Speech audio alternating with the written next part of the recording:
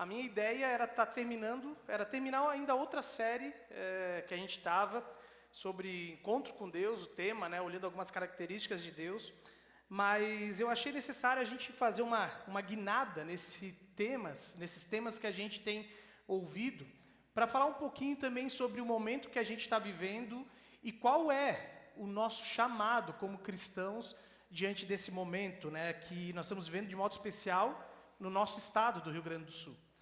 E por isso que não teria outro título melhor do que falar sobre a palavra misericórdia.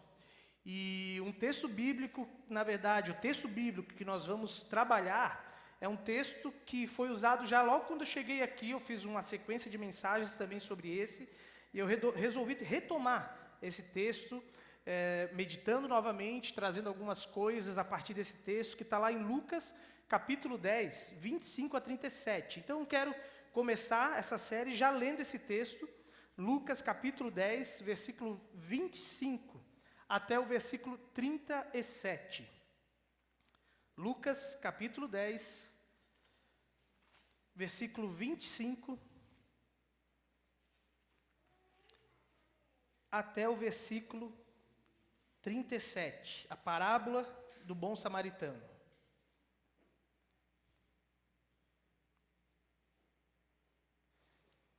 Lá diz assim: E eis que certo homem, intérprete da lei, se levantou com o objetivo de pôr Jesus à prova e lhe perguntou: Mestre, que farei para herdar a vida eterna? Então Jesus lhe perguntou: O que está escrito na lei? Como você a entende? A isto ele respondeu: Ame o Senhor, o seu Deus, de todo o seu coração, de toda a sua alma, com todas as suas forças e com todo o seu entendimento. E ame o seu próximo como você ama a si mesmo. Então nós vamos ler até aqui, ainda que a parábola se estende, né, a história, todo o contexto da conversa de Jesus com esse mestre, intérprete da lei, mas a gente vai ler só esse trecho da parábola, porque essa série nós vamos, na verdade, continuamente voltar para essa parábola. Assim como eu já fiz em outros momentos, quando a gente, por exemplo, estudou a parábola, né, do Deus pródigo, do filho pródigo, a gente vai focar nos próximos domingos em cima desse texto. E por que é interessante, né, a gente falar sobre esse texto? Porque justamente o que está no cerne desse texto, e também tem a ver com o que nós vamos abordar hoje, tem a ver com essa palavra, com a quem ou com quem nós devemos ser misericordiosos. A quem nós devemos amar? É a pergunta que o líder religioso faz a Jesus, e ou como nós podemos ser salvos, e que eu acredito que cada um de nós, em algum momento da nossa vida, ou vamos nos deparar, ou já nos deparamos. Como que a gente pode ser salvo? Como que o mundo à nossa volta pode ser salvo? O que a gente pode fazer para mudar as realidades que a gente tem visto no nosso país, no nosso estado, talvez que seja falando de ecologia. Como o mundo pode ser salvo?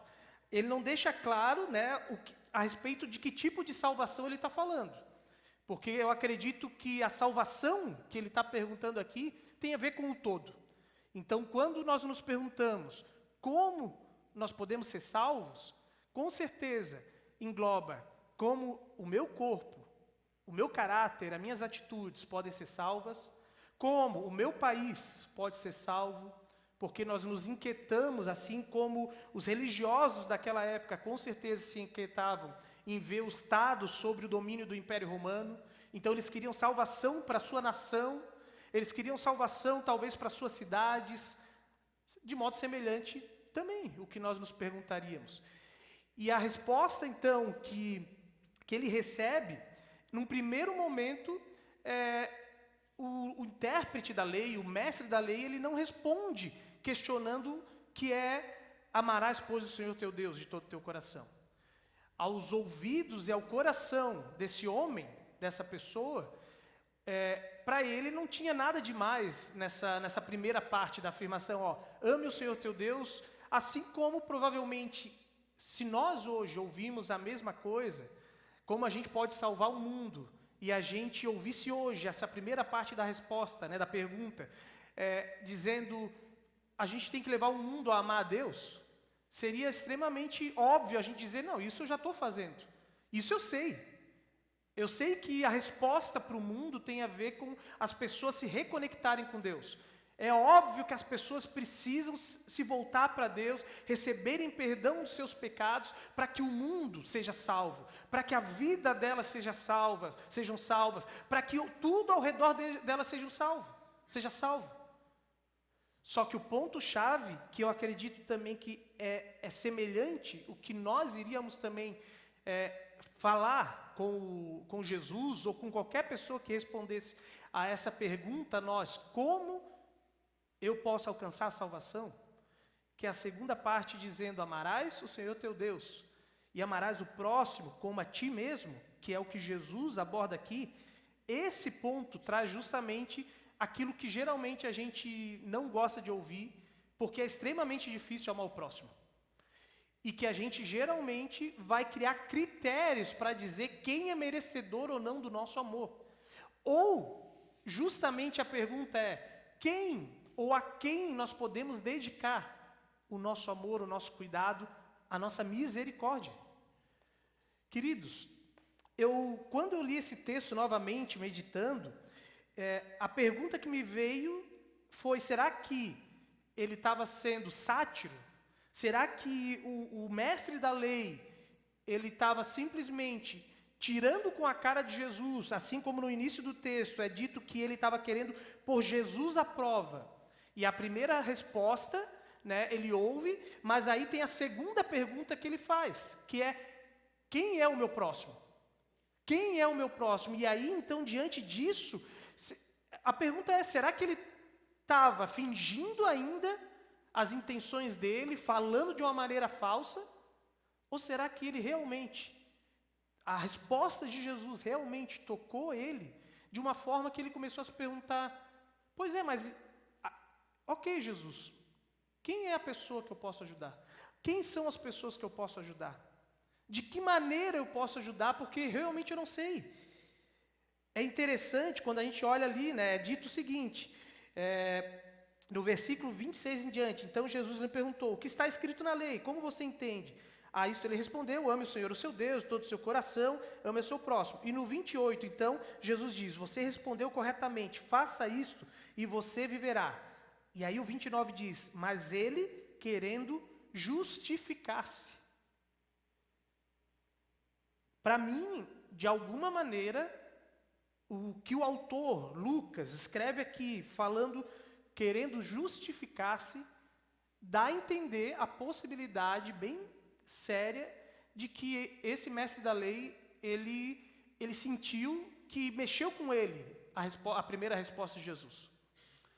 De que, de alguma maneira, ele ficou inquieto com o fato de que ele tinha, sim, alguma responsabilidade na salvação do mundo, na salvação da situação, na transformação das situações à volta dele. Quem se justifica, geralmente, é que sente peso na consciência. Ninguém responde aquilo que não foi perguntado. Jesus simplesmente respondeu a pergunta a ele. E ele vai lá, então começa agora a argumentar em cima de algo que Jesus não deu de dedo ou não foi diretivo para ele. Você consegue perceber isso no texto? Simplesmente ele começa a se justificar sem Jesus pedir para ele, dizendo, e aí, qual é o teu caso? Aonde tu se encaixa? Queridos, eu acredito de novo que o nosso problema hoje entra também da mesma forma do que aconteceu com esse mestre da lei. Quando nós chegamos diante de Deus, pedindo, Deus, como é que esse mundo pode ser salvo? Quando que tu vai salvar esse mundo?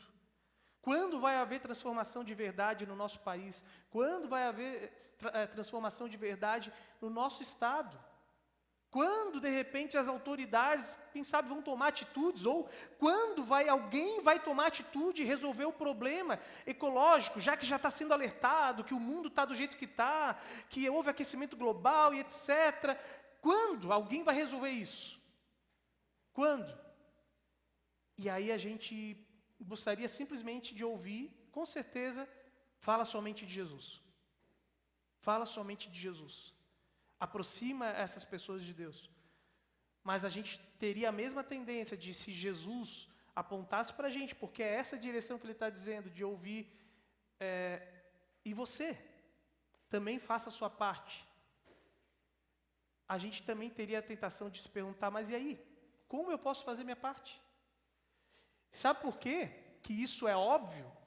Por que a gente iria dizer como eu posso fazer minha parte e que talvez essa pessoa seria sincera como a gente?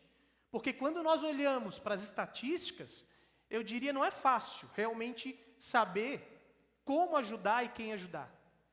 Essas estatísticas são do site do governo estadual das enchentes de agora. Se você pega aquele site oficial que o governo fez, que está sendo atualizado diariamente, com várias informações lá, tem uma área sobre estatísticas, e olha o que são as estatísticas de um dia, eu acho, eu não sei se foi, eu acho que foi de sexta-feira essas estatísticas.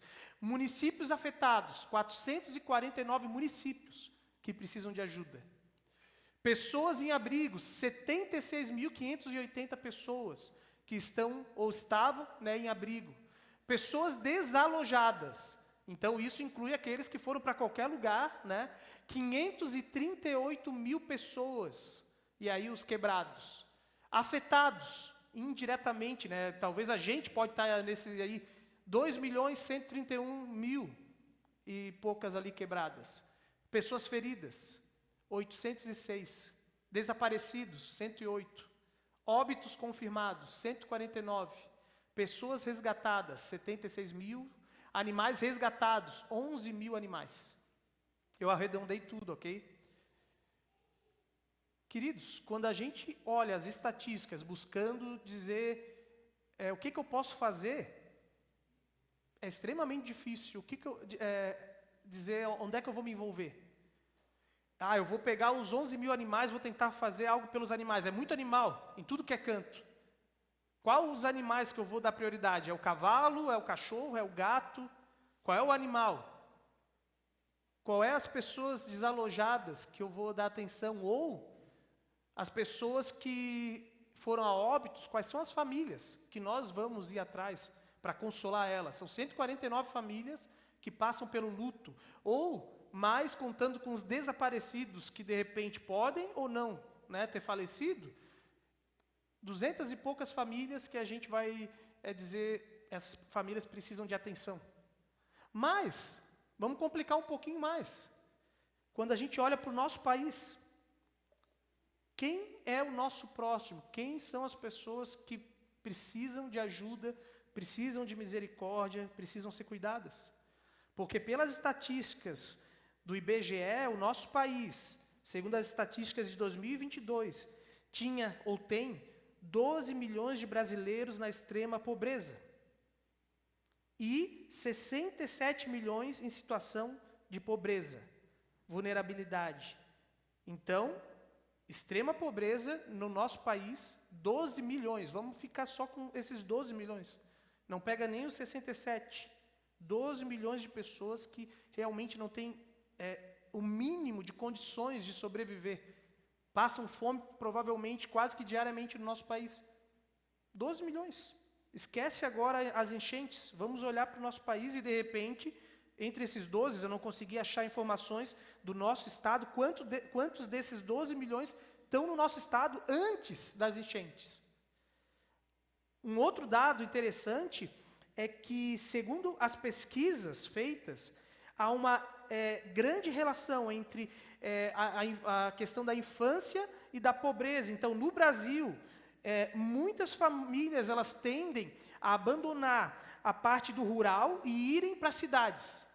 E boa parte, então, segundo as estatísticas, de acordo com a organização internacional Salve as Crianças, dos bebês nascidos na grande cidade, sobrevivem principalmente os mais ricos. E a diferença entre ricos e pobres cresce mais rapidamente que nas zonas rurais. Então, a maior parte das crianças que sobrevivem na cidade grande são pessoas de famílias ricas. E a maior parte das crianças, segundo estatísticas, que morrem em cidades grandes são de famílias pobres. Não vou entrar no que leva a isso, aí teria que fazer uma outra pesquisa. Um outro ponto, transtornos mentais e pobreza. Uma outra pesquisa, essa já é uma pesquisa mais antiga, eu não achei dados novos.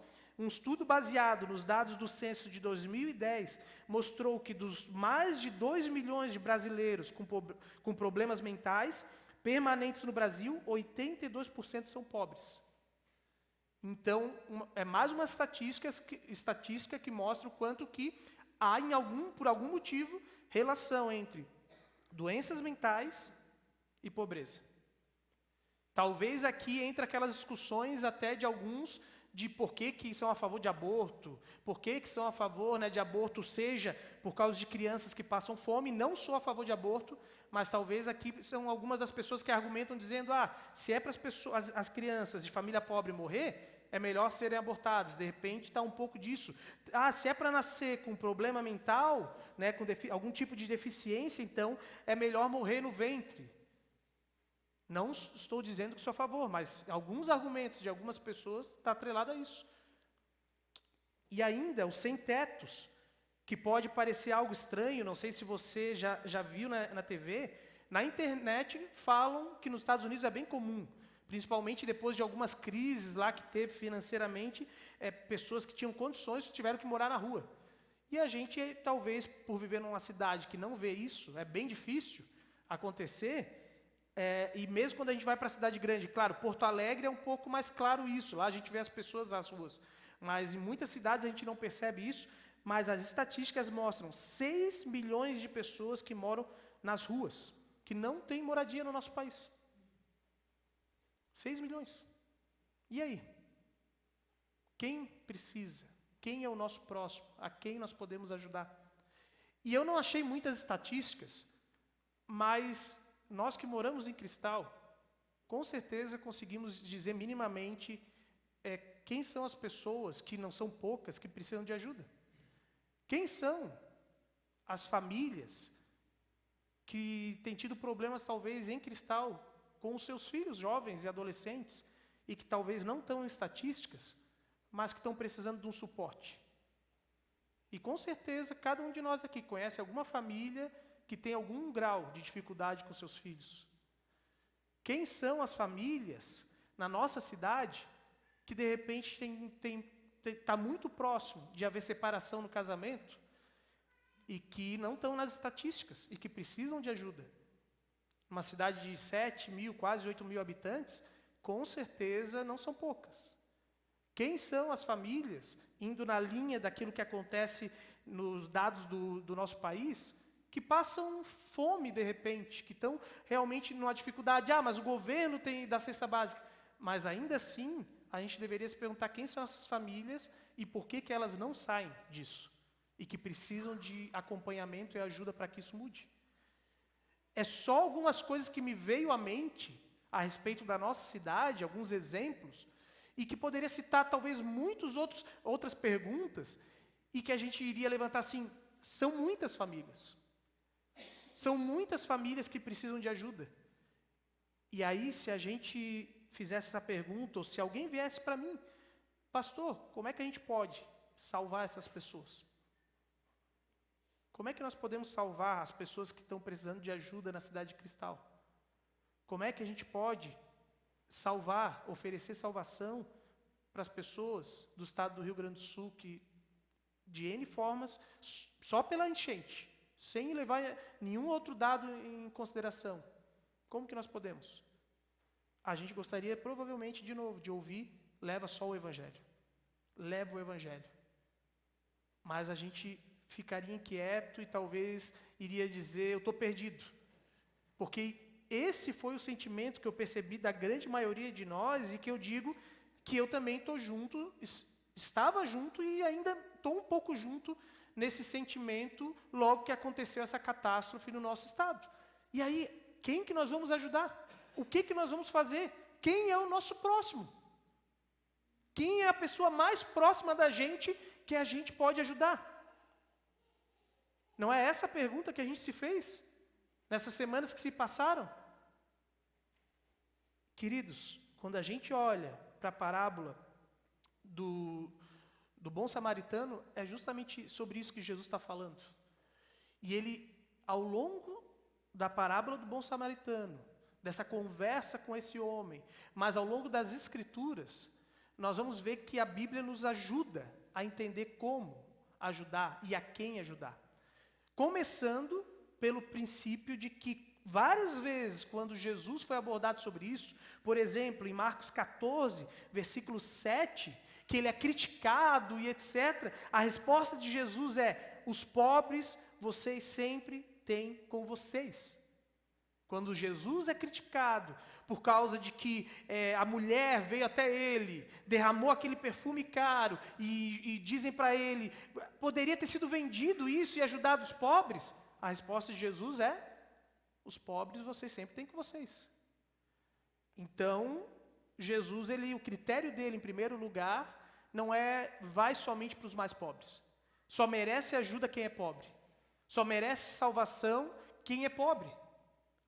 Porque se a gente vai do jeito que está o nosso mundo, e de acordo com as brigas ideológicas, tem gente que acha que os ricos não merecem a salvação. Os ricos não merecem ouvir do Evangelho e não merecem que os seus casamentos sejam restaurados, que ricos não merecem que os seus filhos sejam bem educados e que o Evangelho transforme a realidade deles. De que a gente tem que cuidar só dos pobres. Mas Jesus, ele mesmo traz à tona a realidade de que os critérios não têm a ver com ter dinheiro ou não ter dinheiro. Tem casa ou não tinha casa. A condição daquelas pessoas é que ela perdeu tudo, essa aqui perdeu menos. Então nós vamos ajudar esse aqui mais do que aquele. Mas qual é o critério que a palavra de Deus vai direcionar? Nós vamos olhar a partir da Bíblia isso. E eu vou olhar, em primeiro lugar, ainda que nós vamos retomar, ainda agora, já, a questão de olhar o texto bíblico de Lucas, mas o apóstolo Paulo, ele diz o seguinte em Gálatas 6:10. Assim, enquanto temos oportunidade, façamos o bem a todos, principalmente aos da família de fé. Uma das primeiras coisas que ao longo da Bíblia você vai ver é o princípio de que a ajuda, a misericórdia, ela em primeiro lugar, ela tem relação com um vínculo principal da aliança de Deus, com quem Deus fez a aliança. E a aliança de Deus, o projeto de salvação de Deus, começa através de uma família, que é a família de Abraão. E isso vai se estendendo para todos os povos, mas a bênção de Deus começa para uma família. Esse é o princípio, a prioridade da aliança. Então, ao longo das Escrituras, se você olhar, por exemplo, em Levítico 25, versículo 25, você vai ver que o pobre que vinha de Israel, o pobre israelita, ele deveria ser ajudado primeiro por um parente próximo. É isso que as Escrituras vão dizer lá no Antigo Testamento. Então, há alguém pobre no meio do povo de Israel, primeiro, a própria família vai cuidar, depois, o próprio povo de Israel tem a responsabilidade. Então é esse nível de parentesco que vai subindo gradativamente. A misericórdia começa no âmbito mais próximo de nós. Então a pergunta que o líder religioso faz para Jesus, quem é o meu próximo? Ele deveria, como um mestre da lei, saber que as próprias Escrituras já diziam, tu não precisa buscar o teu próximo. O teu próximo já começa no teu lar.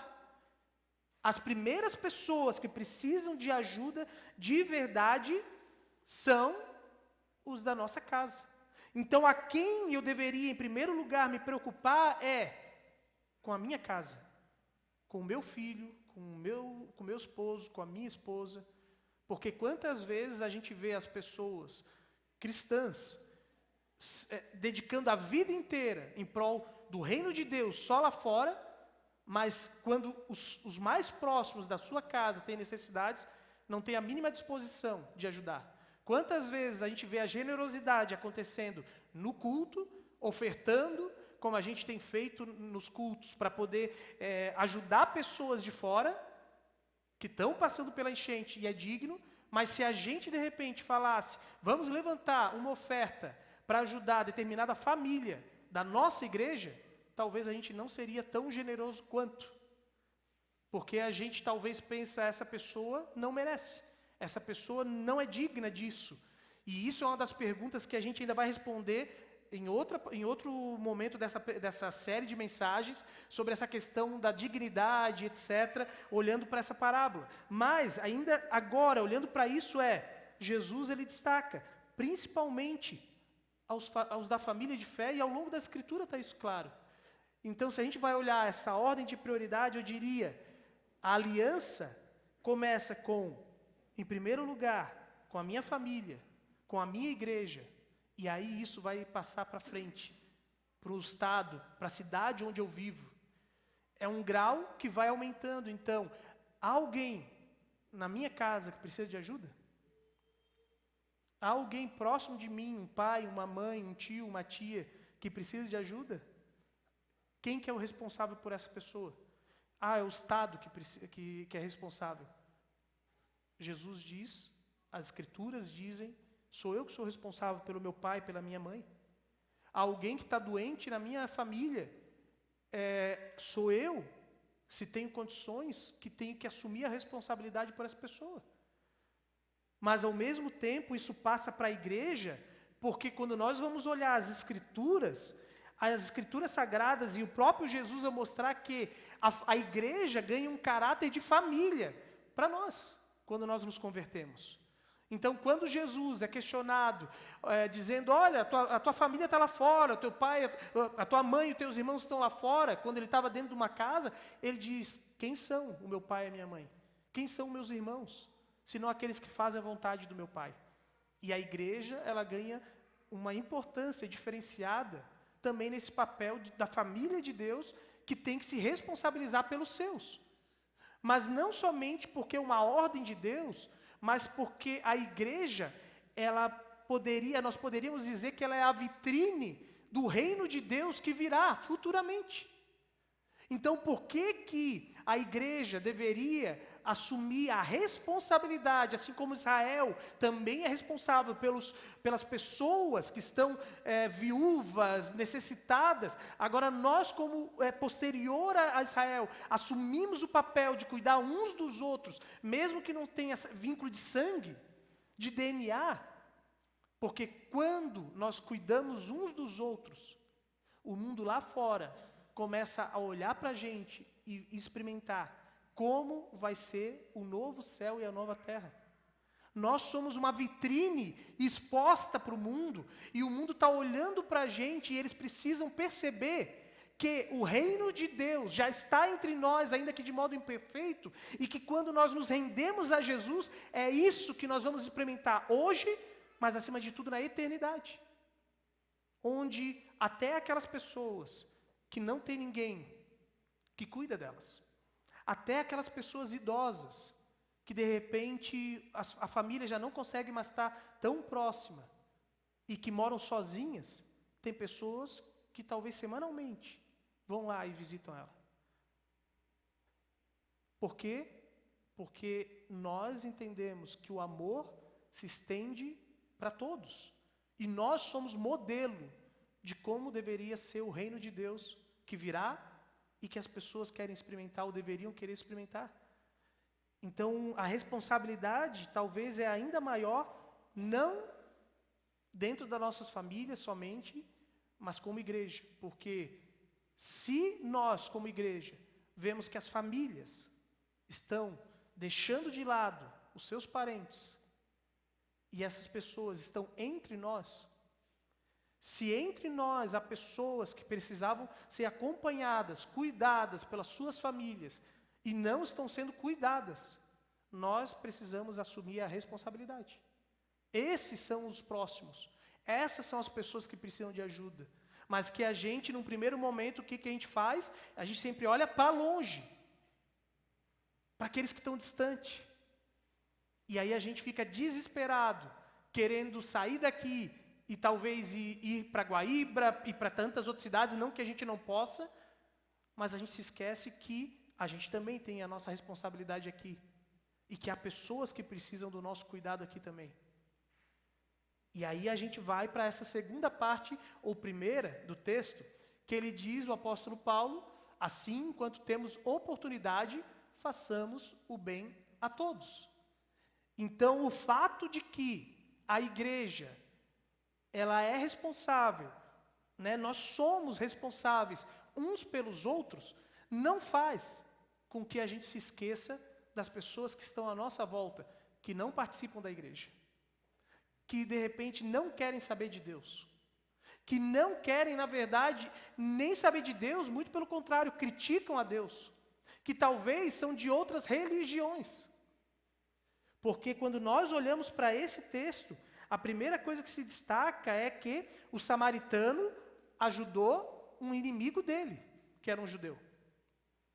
E esse inimigo era inimigo em vários sentidos. Era inimigo no sentido de civil, de sociedade, onde eles não se davam bem e que se agrediam com palavras e muitas vezes até com atitudes. Dois povos que tinham ligação inicialmente, porque vieram do mesmo pai e mãe, Abraão, e que com a história foram se separando, e aí você tem que ler um pouquinho sobre isso para relembrar essa história de quem que são os samaritanos, mas que se odiavam civilmente e religiosamente. Ou seja, o samaritano, que era desprezado pelos judeus, mas ali tinha um judeu precisando de ajuda, e esse samaritano vai lá e ajuda alguém que era de uma outra religião, ainda que havia semelhanças, mas é como se fosse aquela coisa assim, eu sou católico e o outro é luterano, e a gente tem histórias aí, por causa da história da reforma, que a gente não se dá bem, e a gente não pode ajudar um ao outro. Ou talvez a gente poderia ir ainda para uma radicalidade maior. O que acontece aqui é talvez uma pessoa da Umbanda que é criticada por um cristão, e aquele cristão passa por uma necessidade, e alguém da Umbanda e vai lá e ajuda. É isso que Jesus está usando como exemplo. Ele, diante dos mestres da lei, ele vai lá e cita que aquele homem, aquele mestre da lei deveria ter um coração semelhante a de um cara da Umbanda, que ainda que seja desprezado por todo mundo, o amor dele pelo próximo tem que ser ao ponto de, quando a pessoa precisa, não olhar aquilo que pode limitar eu de ajudar, de eu não olhar os critérios que podem me limitar de chegar até alguém, não olhar a religião, não olhar a vestimenta, não olhar se é de outro povo, se é argentino, se é catarinense, não olhar aquilo que eu tenho de preconceitos contra a pessoa, começando pela minha casa, indo para a minha cidade, para a minha igreja, e dizendo, não importa o que eu tenha de critérios, todas as pessoas merecem o amor e a misericórdia de Deus. Todas as pessoas precisam do amor e da misericórdia de Deus. Por isso, se eu pudesse dizer em outras palavras, resumindo, a misericórdia ela não deve ser exercida somente na comunhão da igreja, mas ela é uma expressão obrigatória da missão da igreja. A misericórdia não deve ser exercida somente na comunhão da igreja, mas ela é a expressão obrigatória da nossa missão. Não existe missão, ou pelo menos missão no cristianismo, sem que haja misericórdia. Se nós queremos levar o evangelho a todas as pessoas, não vai haver sucesso na pregação do evangelho se eu não for misericordioso com as pessoas que estão à minha volta. Se eu não souber não criar preconceitos contra, de repente, pessoas que são de outras religiões, pessoas que talvez já caminharam dentro da comunhão cristã e que se afastaram e que, de repente, estão até vivendo uma vida de bagunça na sua mente a respeito da sua fé, e eu achar que essa pessoa agora não pode mais ouvir, se eu não tiver misericórdia, não existe missão. Ou pelo menos não existe missão bem-sucedida. A parábola do bom samaritano, ela define quem é o nosso próximo. E o nosso próximo é qualquer pessoa necessitada, seja um parente, um amigo conhecido, ou alguém que ainda não seja amigo, mas eu conheço, um desconhecido, e até mesmo um inimigo. E nesse sentido, muitas vezes, eu diria, vai caber à igreja assumir um papel que aparentemente caberia até mesmo ao Estado, Estado, eu digo, Estado federal, Estado regional, aos nossos governantes. Se a misericórdia é uma característica básica da fé cristã, nós não podemos ficar esperando que o Estado cumpra aquilo que caiba a ele e só depois agirmos com misericórdia. Se a misericórdia é parte intrínseca, deveria ser algo extremamente natural da nossa missão, eu não posso ficar jogando a responsabilidade para o Estado, porque se eu estou vendo que há necessidades próximas a mim, Deus está dizendo, é você que eu quero que supra essas necessidades. É você que é o próximo dessa pessoa, não é o Estado. Ainda que Deus sim instituiu o Estado com responsabilidades de cuidar do pobre, de cuidar das viúvas, de suprir necessidades, de organizar a sociedade, mas muitas vezes nós vamos assumir a responsabilidade de cuidar de pessoas, de restaurar vidas, até mesmo nas questões sociais daquilo que caberia ao Estado. Pode ser que caberia ao Estado, assim como em outros momentos, em outras enchentes, que o Estado deveria ter ajudado a reconstruir as empresas de algumas pessoas, e como a gente ouviu, nesse período agora novo de enchentes, relatos de que naquela outra vez, muitas pessoas não receberam ajuda do Estado, federal e estadual. E a gente pode de novo dizer, tá aí, agora a responsabilidade é deles. E pode ser que de novo, diversas pessoas não vão ter ajuda para a sua empresa. Ou vai demorar para chegar a ajuda, não vai chegar no tempo necessário, por N motivos e talvez motivos dignos, por causa das regras que o Estado minimamente tem que colocar, para que não haja roubo num país que é tão natural, a corrupção. Então, um mínimo de regra precisa ter para as pessoas receberem dinheiro, não dá para sair distribuindo. E talvez algumas pessoas já vão estar recomeçando a sua vida, e nós vamos ser aquelas pessoas que vão estar próximas dela para ajudar elas. Por isso que nós precisamos manter essas conexões entre a gente. Porque pode ser que o nosso próximo seja através, por isso que a gente botou até no grupo da igreja, pode ser que alguém aqui tem contato com um familiar que mora em outra cidade, ou até mesmo com um amigo que mora em outra cidade, e que essa pessoa não conseguiu receber ainda determinado tipo de ajuda do Estado, e que tudo indica que vai demorar, mas eu ou você sabemos que ela precisa de ajuda. E a gente não pode ficar fazendo vistas grossas e dizendo, é o Estado que tem que fazer algo. Mas quando a gente vê que essa pessoa está diante de nós, a gente não pode fazer como os outros que na parábola passam e viram o rosto e seguem adiante, porque senão nós vamos ser como aqueles líderes religiosos que passaram antes, olharam e disseram, isso não tem nada a ver comigo. E aí vai vir uma outra pessoa, um espírita, que acredita em boas obras e na salvação e vai fazer algo por essas pessoas. Vai vir uma pessoa da Umbanda, vai vir uma pessoa que crê em qualquer outra religião. Enquanto nós olhamos para aquilo que está diante de nós, seja botado no WhatsApp, seja informações através de amigos, e a gente diz, essa não é a minha responsabilidade. Esse não é o meu próximo. Isso não é minha responsabilidade, isso é o Estado que tem que fazer. E a gente fica jogando a responsabilidade para outros. Por isso, queridos, eu quero fechar com duas perguntas. Se a igreja é a vitrine do reino de Deus, será que é possível afirmar que a nossa igreja é modelo, é exemplo de amor e cuidado entre os irmãos? Se nós deveríamos ser vitrine para levar as pessoas a desejarem fazer parte desse reino,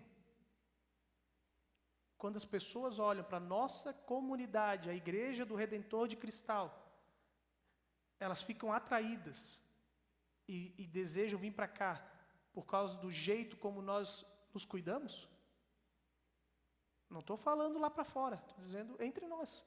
O modo como nós nos tratamos, suprindo as necessidades uns dos outros, não só de dinheiro, necessidades espirituais, sentimentais e também financeiras.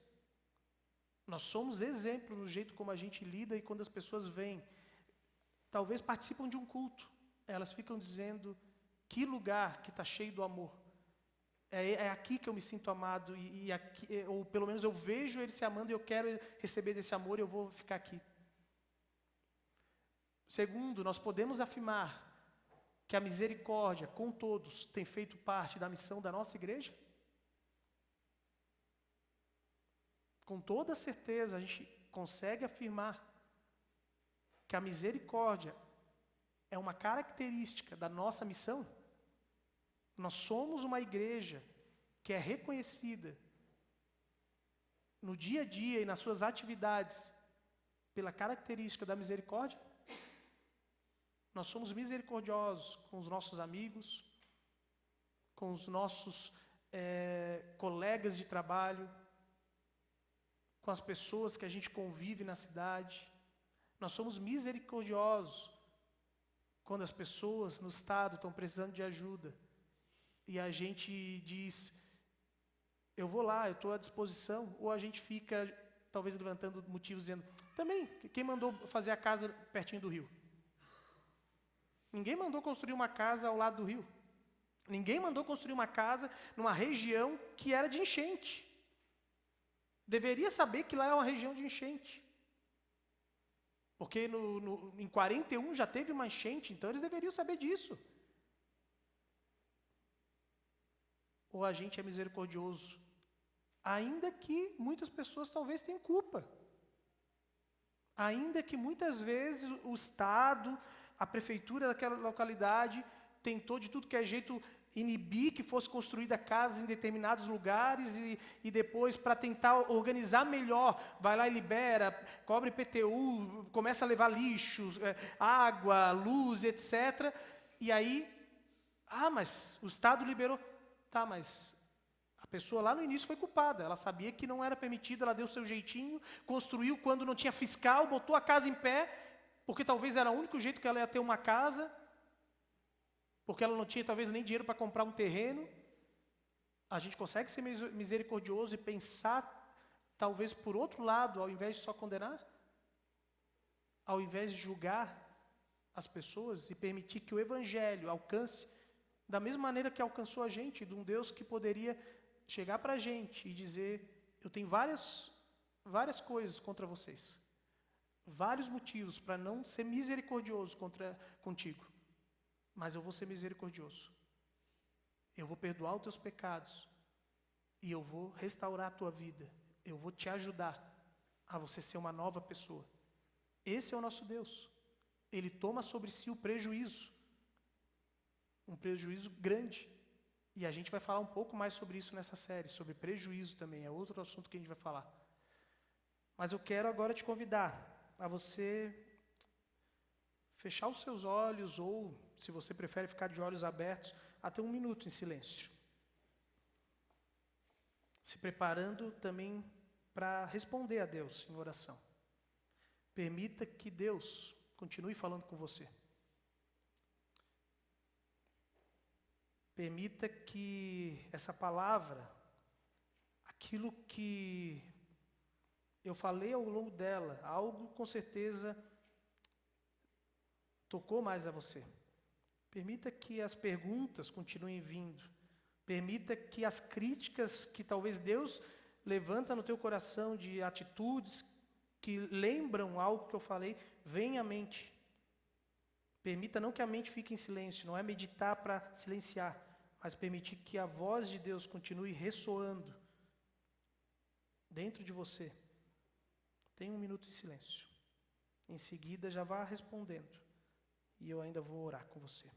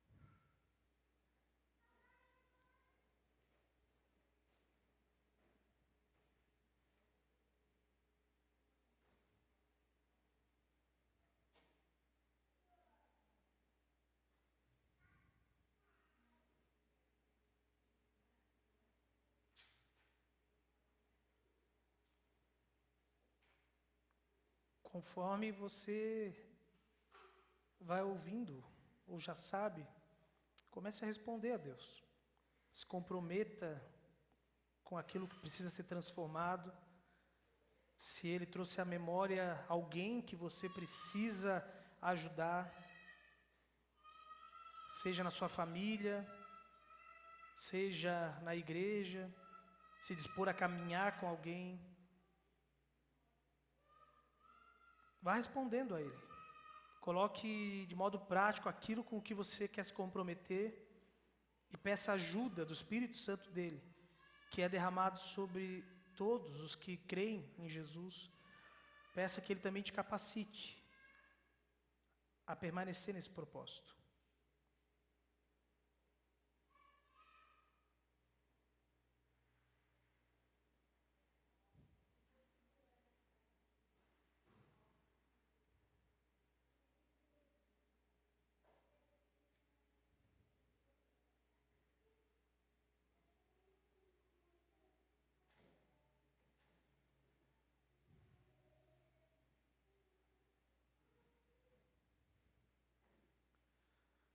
Senhor nosso Deus, nós te agradecemos por essa palavra que é inquietante, Deus, nos tira da zona de conforto. Diante de tantas situações, Senhor, que a gente vê. Tu sabes, Deus, o quanto que a gente vai endurecendo o coração. De que aquilo que hoje, por exemplo, é essa enchente, daqui a alguns dias a gente já não sofre mais e começa a viver a nossa vida normal e começamos a levantar motivos para não precisarmos mais nos importar com pessoas, a não ver que essas pessoas são próximas de nós.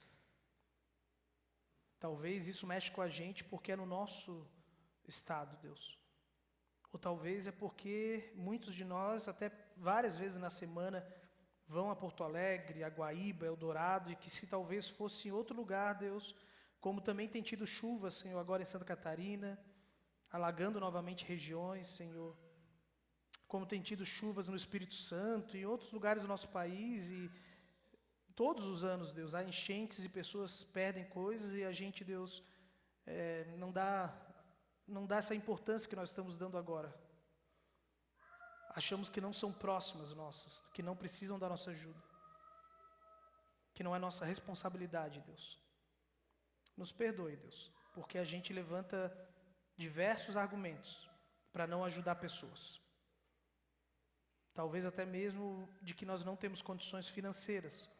E esquecemos de que temos tantas outras formas, Deus. Até mesmo através da oração, que é a mais poderosa forma de nós transformarmos uma realidade. Senhor Deus, nós te agradecemos por lembrarmos disso. E pedimos que Teu Santo Espírito abra os nossos olhos. Nos permita, Deus, ficar inquietos, enxergarmos quem nas nossas famílias precisam da nossa ajuda e que a gente tem ignorado. Quem na nossa igreja precisa do nosso amor e que a gente tem ignorado. Quem na nossa cidade precisa ser amado e que a gente continua ignorando. Porque é muito mais fácil amar as pessoas de Guaíba do que as pessoas que a gente conhece de alguma maneira, seja de vista. Abra os nossos olhos para enxergar as pessoas que precisam da Tua misericórdia em cristal e que a gente já levantou um monte de preconceitos para achar que a gente não pode agir com misericórdia com essas pessoas. Tire todo o preconceito, Senhor, do nosso coração. E Deus, também abra os nossos olhos para ver as necessidades das pessoas na região de Guaíba, Eldorado, São Lourenço, essas cidades próximas a nós. E talvez, Deus, até em outros estados do nosso país que também vão precisar de ajuda nesse momento. Seja como nós pudermos ajudar. Abra os nossos olhos, abra os olhos do Teu povo, Deus, não somente aqui em Cristal, mas ao redor de todo o país, porque temos tantos discípulos por tantos lugares. Senhor, que a gente não seja os líderes religiosos que fecham os olhos para a necessidade. Senhor, que nós possamos enxergar quem Tu estás colocando diante de nós. É isso que te pedimos, em nome de Teu Filho Jesus. Amém. Amém. Então tá, queridos. Enquanto o grupo de louvor vai vindo à frente para o hino final, nós temos dois avisos, dois comunicados rapidamente. Um aviso, é aviso, só relembrando então que o encontro com Deus, o retiro do encontro com Deus foi adiado. O motivo, né, as enchentes e tanto a questão de logística, porque várias pessoas de Camaquã, algumas daqui também, né, que seriam as duas comunidades que estavam envolvidas na organização do retiro, várias pessoas acabaram se envolvendo na ajuda das famílias desabrigadas, e isso também dificultou, né, de caminhar nas duas coisas. O retiro tem uma demanda alta de organização, então foi